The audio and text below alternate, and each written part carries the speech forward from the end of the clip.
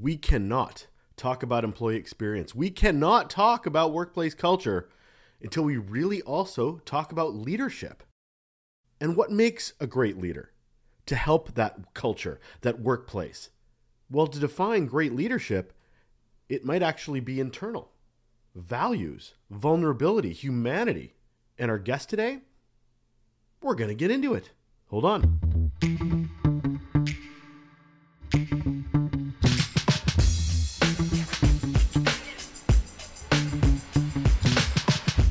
Welcome to Relationships at Work, the Employee Experience and Workplace Culture podcast.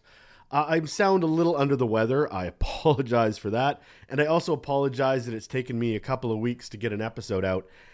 I went away. I went on vacation. I did a bit of self-care.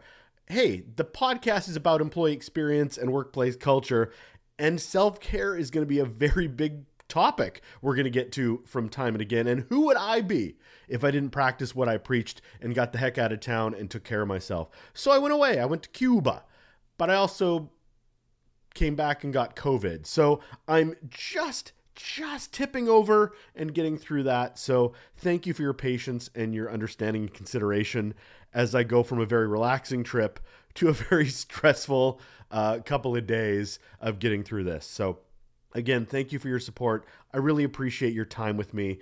And I'm thrilled to get this episode out with Mr. Gregg Ledermen, who was recommended to me by a former guest on the podcast, Annette Franz. She's like, oh, I got somebody for you. He's an author. He knows of what he speaks. He wants to talk about the humanity, the values of living a great life and how it impacts your ability to lead in an organization. I said, you know what, Annette? That sounds really interesting to me. And I think it would be pretty interesting to you. And I was right. Let me show you how right I was. Let's get to the show. From his car, from my office, I have the absolute pleasure of talking with Gregg Ledermen. And here is why. He's awesome. He is a leadership, employee engagement, and customer service experience expert and keynote speaker through his consultancy, Brand at Work. He was, I love saying this word, adjunct professor at the University of Rochester, teaching MBA students organizational change and leadership. And he is a 4-time author, 5 in the hopper. Engaged, which is a book on basically creating customers for life. Archive Brand Integrity, which helps companies match their brand with their business results. Crave, enhancing employee motivation engagement. Have a weird feeling that's going to have something to do with our conversation. And the Great Life Now Journey, which basically gives leaders a smack upside the head to tell them they can't be great leaders unless they get their life figured the hell out. So thank you so much for being on the podcast, Gregg. Glad to be here, Russell. Thanks for having me. Thank you. It has been a while since you've been quote unquote an employee, but I do want to ask the first question we ask every guest on the podcast, which is, what's your best or worst employee experience, Gregg? So as I mentioned to you, it's been, when we say a long time since I was an employee, it was high school. So we're going back 40. We're going back 35 years, 40 years. But I guess, well, actually, when I sold my company, Brand Integrity, after nearly 20 years to a company called Reward Gateway, I stayed on as an employee for a year. And I would say that was my only recent, and it was an amazing employee experience, actually. And I'll give you one specific reason for that. I sold the business to an organization that knew their core values really well and lived them better than any organization that I'd worked with. And that's what we did for companies, was help them define their core values and integrate it into their people systems. That's what the number one reason we sold to them. And they did it. You know, it wasn't easy selling a company and dealing with that transition, but wanted to make sure all our teammates landed in a good spot and our clients landed in a good spot. And to sell to a values-driven organization where they didn't just post their values, but they talked about them regularly and they shared examples on a day-to-day basis of how their values were being lived and called it out when they weren't. So that would be my employee experience, if you will. I spent a year as the president of employee engagement for their entire global business. How does that feel to look at an organization and work with an organization that does live their values? I mean, as you say, values is not a poster on a wall, but that seems to be just what HR or executive tend to do is, oh, we live our values. Look, they're on the poster everywhere you walk. But at the same time, operationally, it's not a thing. So how was it, just from a feeling standpoint, to see that actually in real life? Because we talk about it, but it's so rare. So you know what? I do a little exercise from the stage at some of my speaking engagements where I have people close their eyes and think about an organization that they just love to do business with and why. And that induces those feelings. Like, this is what organizations do. They consistently do what they say they're going to do. Their employees know who they are. They know how to act it out. They know how to perform the experience. And the companies that come to mind are the same ones over and over on a national level. They're the Chick-fil-A. And I was joking. I was in Clearwater doing an engagement on Tuesday morning, and Chick-fil-A was the first one that came out. Southwest Airlines comes out. Up here you're in the north, in the northwest. I'm here in the northeast. Wegmans Food Markets comes out, and longtime client that I started working with over 20 years ago. These are companies that make us feel special. They make us feel good. Delta Airlines, that's who I flew home from Clearwater. Amazed at the experience that they deliver. Not all the time, but way more consistently than their competition. And it just feels good. So if any of your audience members that want to know what that feeling looks like, just close your eyes and just take a deep breath and think, who do I love to do business with? Who do I refer to others? Those are the companies you love, and they make you feel a certain way. Those are almost always values-driven organizations. Because I don't know any other way, after being in this arena for 20 plus years, I don't know any other way to get employees to think, speak, and act in a unified way that customers love and that employees want to be a part of if it's not a values-driven approach. And it's not like there's not an opportunity to learn as an organization how to do it right. When, as you said, these same companies over and over are the ones that people point to. So it's not like there's not a blueprint out there. It's not like there's not an ability to go, oh, that's how, and it's not, they're successful organizations. The content's out there. I mean, you mentioned my books, Achieve Brand Integrity, Engaged, Crave. All three of those were business books that gave away all our secrets for what we were doing with our clients. I mean, after 20 years, 18 years with Brand Integrity before I sold it, that was the name of the company, 70% of our clients were on a best places to work list. Our clients had nearly 3 times the employee engagement of their competition. I would always tell our clients and our prospects when this conversation would come up, that's not by chance. It's by design. There is a recipe. You just have to follow it. And you have to have leaders that want to follow it. As we were talking about before, everybody, I get calls weekly, the companies, they want to overhaul their culture. It starts with the leaders. Tell me a little bit about your leadership team. Tell me a little bit about you if it's the CEO or one of the top leaders. Because there are no great cultures with a values-driven experience for customers. There's no such thing as great cultures without great leaders. But Greg, I want to change my culture in a year. Can't I do that and just shift the entire it's a check box exercise, which it seems to be more than the actual work needed, which is, funnily enough, a big part of our topic today, which is leadership.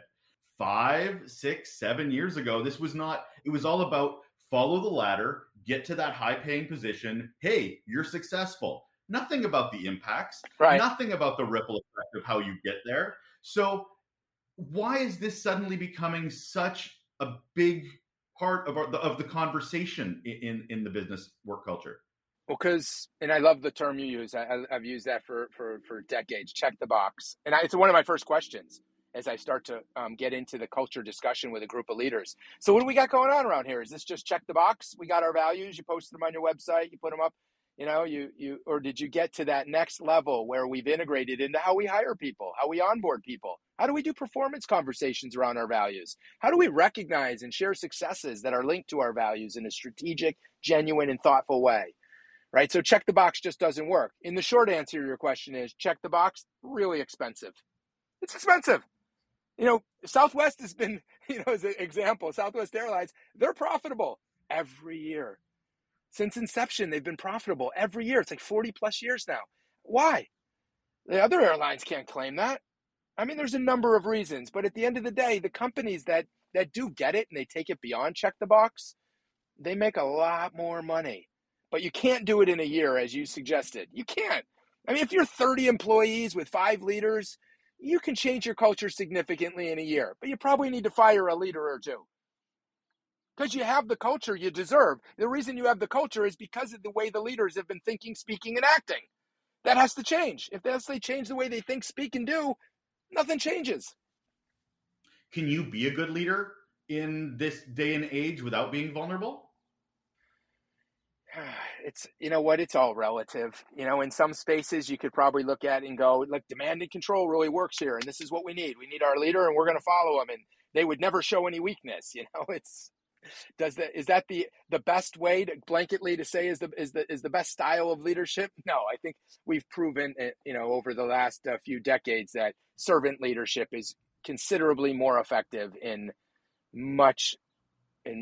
almost all cases. But I'm sure there are some areas where, you don't want to be vulnerable. You need to show confidence, that you know what you're doing. But most organizations that I'm interacting with and engaging with, that's not the case. However, it's very difficult to get people to be vulnerable because they're trying to climb the career ladder, and vulnerability might be seen as a weakness, right? And so they don't want to show the weakness. So it might be a pipe dream for some organizations to truly get a lot of their leaders to demonstrate vulnerability.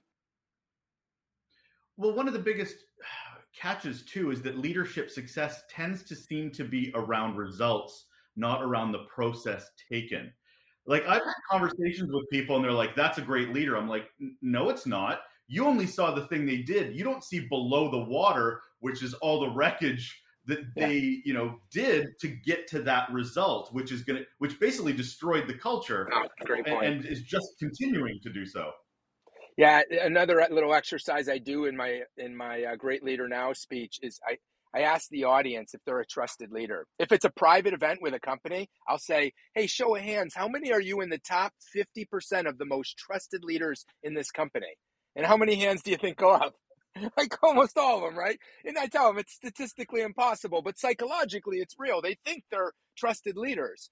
But then I ask them to think, who's a trusted leader that you've worked for over the years? And what is it about them that made you trust them? And inevitably, when I have a room full, whether it's 1,000 people, 100 people, 10 people, it doesn't matter. The responses come in the same way.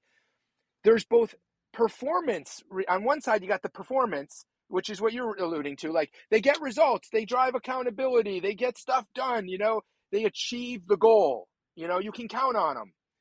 And then on the other side is humanity. They're good listeners. Their door's always open. They celebrate small wins. They've got my back.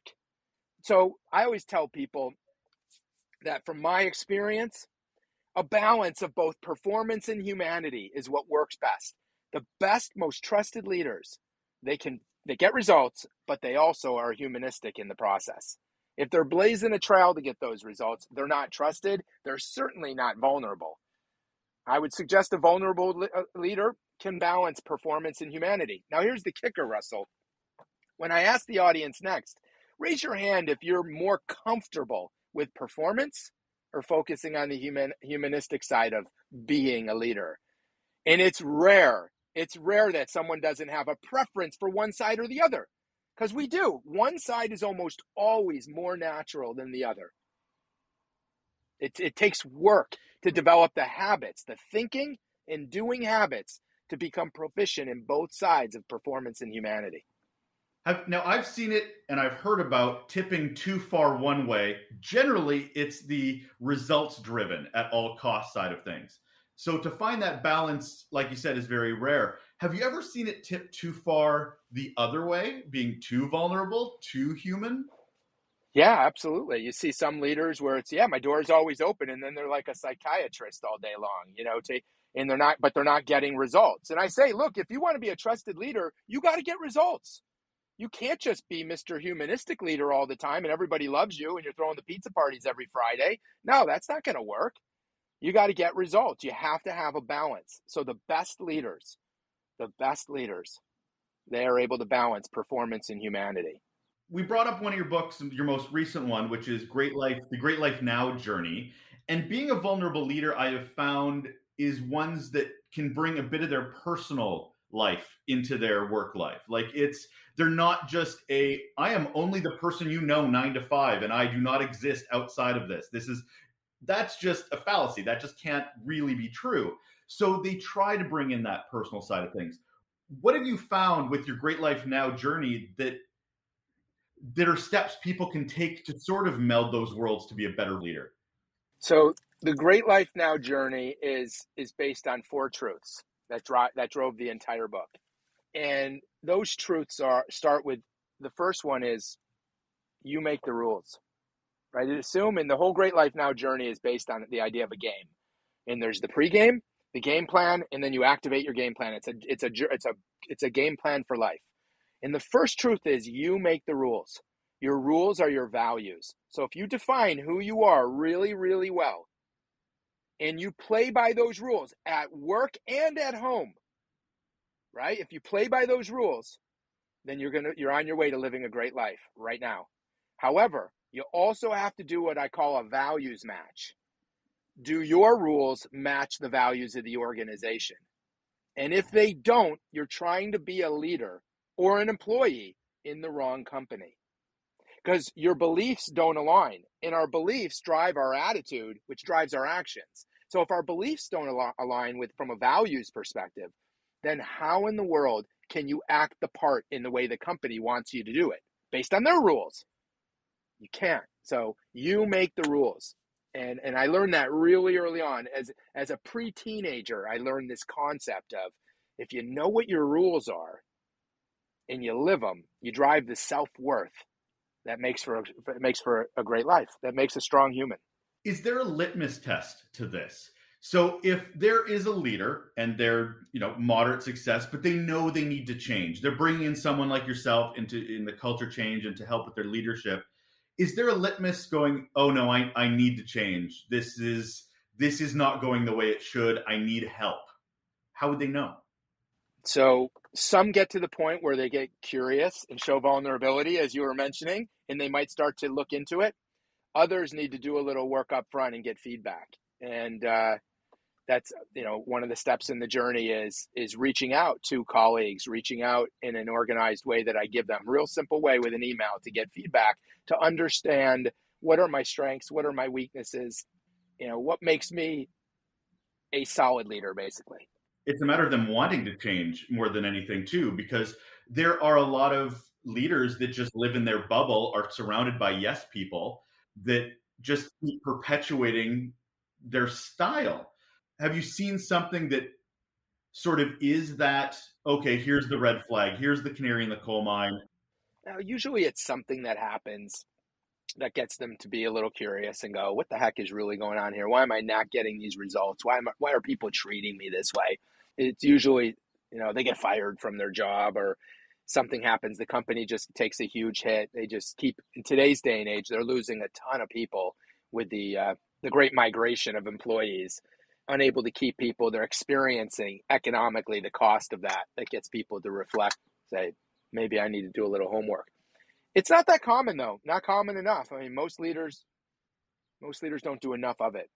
I keep bringing up, because this is my little petri dish where I can examine the world around me. An engagement with 500 people the other day, and they're all leaders. Every one of them is a leader in an organization. And I do a show of hands. This was my Great Leader Now speech. How many of you have core values? You've defined the rules for the game of life for you. You could, if I asked every one of you to break out your phone, you could text me within 30 seconds your core values. What percentage of people do you think could do that? I would say it's quite low. I think there's such a confusion when it comes to values even. I've done values exercises with people and they're like, well, my values at work are different than my values at home. And then I'm like, then you did it wrong, because it's not like they suddenly change when you go through the door. Yeah. So yeah, it's a small percentage. It's 20 to 30% at the most of leaders. And most of the time, that even if I got 30% of the hands up, when I take them through the next exercise of how do you live those values, then the light bulbs go off. I call him Front Row Matt. He's a guy who was in the front row at an engagement recently that was so sure he had his values, until he had to list off 3 ways that he should continue living them, stop living them, and start living them in the future even more so. and he couldn't do it. And he said, I guess I thought I had values, but I really don't. If you want to be a really stellar human being and a great leader, then you've got to really know, who am I? You got to be able to answer that question and define the attributes and characteristics of who you are. And most importantly, how do you live it? How do you actually live it? What do you do that proves it? And what do you do that's counterproductive to your values? Like, no one's perfect. We screw up all the time. I do, at least, daily. Do you feel like we need to change the definition of leadership? I say that because a lot of people just say leader as in it means a good, great leader. When I'm like, no, there are leaders that are horrible, but they're still leaders because they're defining the culture. They're defining, they have values that are not great for a corporate culture, but we just use leader as this interchangeable and different from the word boss. And that by saying leader, we assume it's a positive thing. Do we need to redefine it with ideas around values and vulnerability? I think that's where the concept of servant leadership came from. Maybe it was a Ken Blanchard book, or someone wrote a book 20 years ago on servant leadership, and everybody grabbed onto that idea. And I think that was an attempt to do that. It's interesting you compare it to boss. You know, a boss is much more like I tell you what to do and you do it. Leader to me is you inspire. If I had to put one word together that would be attached to leadership, it would be they inspire. They inspire others. Why? Because the others are followers, right? And you could be, you and me are both leaders in an enterprise. And you know what? Hey, we've got something going on that you're leading the way. Now I'm the follower. I'm following you. I'm still a leader, but I'm following you. To be a leader, you have to have followers. Otherwise, what are you leading? Right? Like the mother duck is not a leader unless she's leading her ducklings around somewhere, right? I mean, to be a leader, you have to have followers. Otherwise, you're not leading anything, whether it's a project, a team, a company, a country, it doesn't matter. You have to have followers. And I think the followers define the leader too, because a lot of people will say, oh, he's a great leader or she's a great leader from on high looking down going, I see the results they're doing. They're great leaders. I'm like, no. Look below the leader at the followers to define what that leader is. They're the ones that being led, as you've said, they know what they're following, who they're following, how they're following. Good point. Yeah, I completely agree. But I don't know that there's one definition for a leader, but I get where you were going with that. I really think we just need to keep pushing on this idea of, why are we all here? And it's a big question. I know you didn't plan on going this deep today, but why are we here in this universe? We are all on a planet that is spinning around in the galaxy. Why?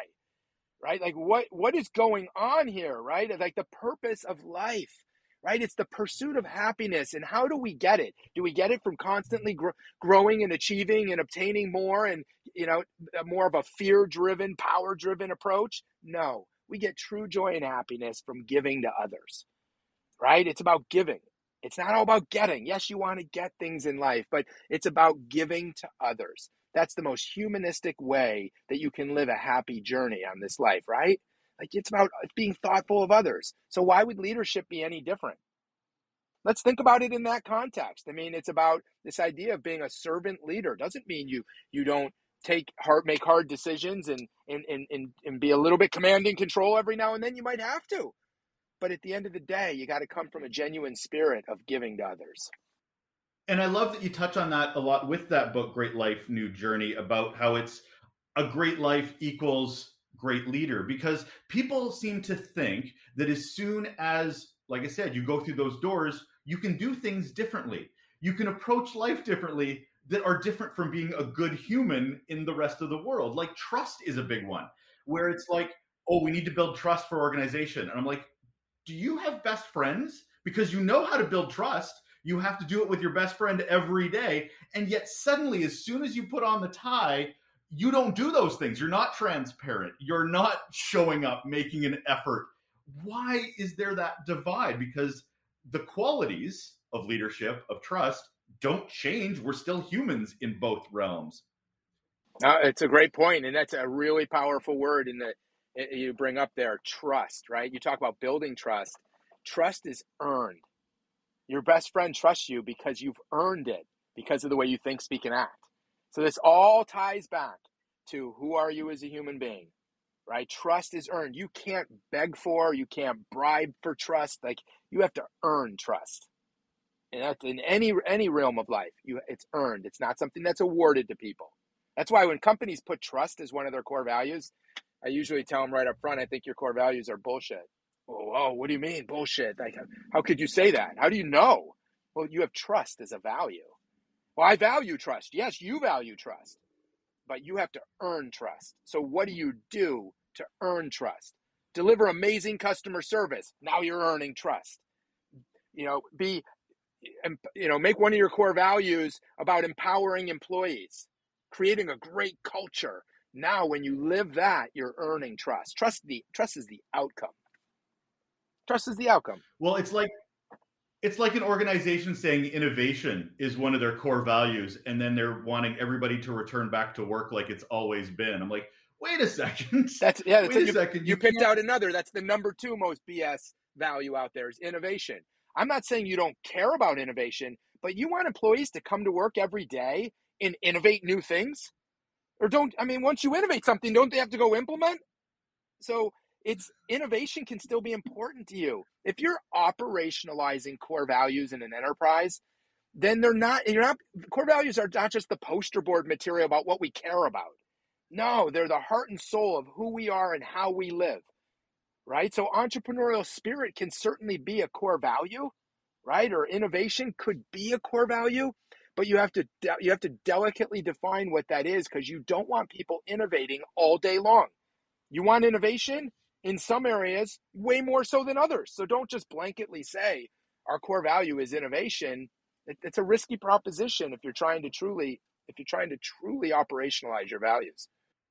And I can't think of anything more vulnerable than being open and honest about what your values are, because we're talking about boundaries. We're talking about what works and what doesn't work. And by being open and honest about that, because most values exercises we ever do, we're like, thanks, and then we hold them to ourselves, and then we go home and go, those are our values. They never communicate them. They never share them with others so that I understand who I'm working with or seeing how they connect to the organization. So in a realm of the great resignation, migration, right now, where a lot of people are leaving organizations because they're not seeing that connection to values, how there seems to be as much of conversations about retention as there is around recruitment.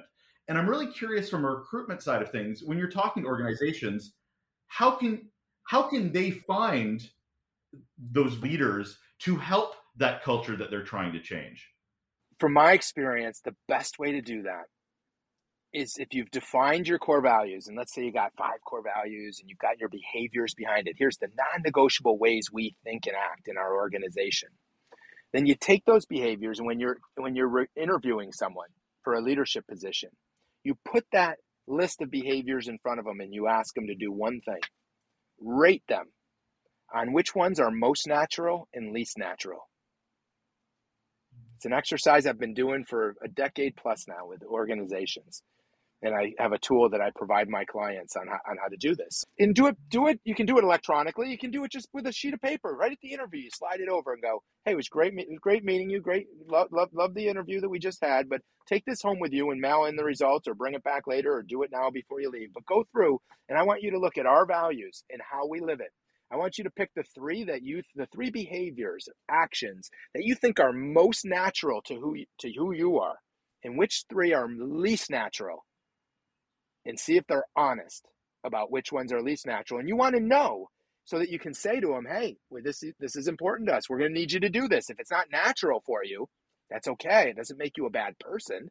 It just means you're going to need to focus your energy on putting the habits in place to be able to live our values in this area." Any big surprises you've seen from going through that exercise for people?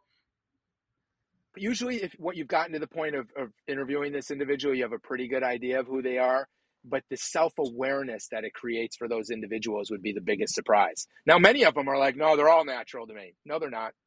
No, they're not. I asked you the least, so they're not all equal. So will they engage in a vulnerable conversation about who they really are and how they live and how they act? Because there's no way you're defining your core values and and someone's walking in and they're all equal in how they are able to demonstrate them. It just goes against the human condition. So we've talked about vulnerable leadership. We've talked about values. What's wrong with the culture? What's wrong with the culture if they're not embracing those things? What are the traits of a culture that needs to be fixed? So at a 50,000 foot view, it starts with do leaders really understand how to operationalize their core values? And they might call the core values something else. We've talked about that. We've checked that one off, right? So it starts there, but then let's take it down another level. And I spent a decade plus doing research and studying the research on this concept of crave that I wrote about in my book back in 2018. How to give people what they crave in 10 minutes by Friday. That's the name of the book. That concept is a really powerful one. I think it answers your question.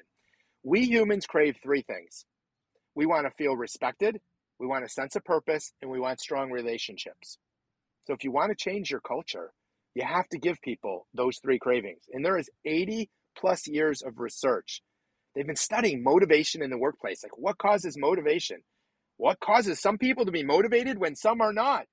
And going all the way back to the mid-30s is when the first studies came out, 1935. That shows that this is what we want. We want to feel respected and have a sense of purpose and meaning. And relationship plays a huge role in there. When humans get what they crave, they're more motivated, which is intrinsic. So you got to cause that motivation for people. And they're more productive. And when they are more motivated and committed, they're more engaged, and the culture's better. But it's not a chicken or the egg scenario. You have to fuel the craving. And that's what I've made my mission of my life work on the corporate side, is to help organizations teach their leaders how to fuel that craving for themselves and others. Show them you respect them. Show them that their work is purposeful and meaningful. And when you do that, you strengthen relationships. When people don't feel respected, when they don't see the difference that their impact their work is making, then you're going to get what you're going to get, right? You know, United Airlines is hurting people on and off planes. Delta's trying to create an experience. It's obvious to all of us who travel a lot, all of your listeners that travel a lot and fly Delta and United or Delta versus American. It's a huge difference. And this didn't just happen overnight. This has been going on, this overhaul at Delta, pretty much since the Northwest merger, whatever that was, 15 years ago. Takes time. Takes time to make it happen, but they've been doing it well for about 5-7 years now. It's pretty impressive. We've talked that a lot of those companies have been doing this a very long time. It is a long game that they're playing. They know how that this is not something done in a year. How have you seen, because you've worked with organizations that need that change, that need that help, that need and want to be the Chick-fil-A, but are really trying to figure out, like you said, the game plan to get there. How have you seen something like vulnerable leadership make cracks in I don't want to say bad culture, but just a needing to be improved culture to a better culture?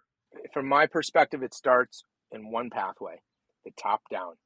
The top leaders, if someone says to me, we want to go through the Great Leader Now process, but we want to start with our managers, our directors or VPs, or our C-suite isn't going to go through this. No, that isn't going to happen. No thanks. I don't need your money. I need your success. And you'll never be successful doing it that way. You start at the top. You start that vulnerable leadership, as you led off with, has to happen at the top down. They got to believe in it, right? And then they got to follow it. They got to put their plan in place and they got to follow it. Then they earn that credibility and trust because they showed vulnerability first. Now you go down to the next level and go, we're all doing this. We're all in this together. It doesn't usually work that way, though, Russell. Sorry to interrupt you, but let's talk about what happens in organizations. Oh, we've tasked our OD department in our HR leadership to go and put learning and development together, or organizational development programs together. And where do they start? Middle-level managers who are sitting there going, why am I working so hard to climb the corporate ladder in what? So I can get up there and then behave like these guys are behaving? And look, that's not most organizations, but when that scenario plays out, it's not going to work. Has to start at the top. But I do like that you bring that up, because your lack of vulnerable leadership at the top is sending a clear message to a lot of people that are trying to live closer to the values. Because again, the Great Resignation is based a lot on toxic workplaces.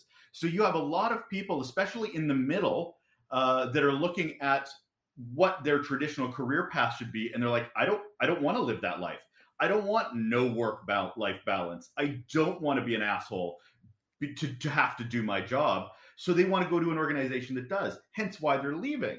So going through the way it's always been for success, you're communicating a succession plan that's not going to work anymore because people don't want to replace you anymore. Yeah, absolutely. And it becomes a money grab. I mean, look, let's face it, there's a lot of short-term thinking for leaders, especially with the pressure of being a public company in that arena. My gosh, the leaders are just trying to, they're just trying to achieve what they can to maximize their earning potential and their career. And that leads to misaligned incentives, right? Very, very much misaligned incentives in the organization. That is rampant, and throughout corporate America. If you want to be a better vulnerable leader, look at how you're living your life at home and how it translates as well into work. I really like that from your book, is just very much that they have to be intertwined for you to understand your impact at work. So I appreciate that. In the book, I write about what I call the seven mountains for growth for a human being, right? Physical fitness and health, right? Your emotional fitness, your relationship mountain, your time and productivity mountain, your career, your finances, and then contribution to society. Those are the 7 mountains. If your life is a mess in the physical fitness arena or the emotional mountain or your relationship mountain, can you really maximize your ability to be a great leader? No, of course not. And if you're one of those that it's all about finances and your career, and well, then how are your relationships? Like now you're sacrificing your relationships and probably your emotional health and your physical health. And it all plays together, but you can't be, in almost all cases, you can't optimize your ability to lead if your emotional mountain or your physical mountain is a mess at home. If your life at home is a mess, how are you going to be a great leader on a consistent basis? It's just not going to happen, which is interesting because I just read an article on the plane the other day that said it was amazing to me how CEOs spend their time. And the percentage of them that are spending it on personal development and networking with others and doing the things to become a better human is amazing. The wrap-up question I ask everybody, and I want to hear how your brain thinks. So here we go, Greg. What's one simple action people can do right now to improve their relationships at work? Give people what they crave. And the action is to spot successes, because we're really good at catching the negative all around us every day, but work really hard to catch one success. Try to see a success, at least one success every day. And by the end of the week, 10 minutes by Friday, spend 10 minutes every week capturing that success, writing a personal note, do a recognition in your online portal. Just call someone and let them know, hey, what you did was impactful. It made a difference. And that would be that fueling of the craving that I was just mentioning. That's the one thing. I call it 10 minutes by Friday. I put it on my calendar every week. Spend 10 minutes every week sharing a success of someone doing it right, living those values at work, or just doing the right thing. Gregg Ledermen, thank you so much for your time. It's been a lot of fun, and I appreciate it. Russell, this was great. I'd chat with you anytime, man. Just reach out whenever you want to talk.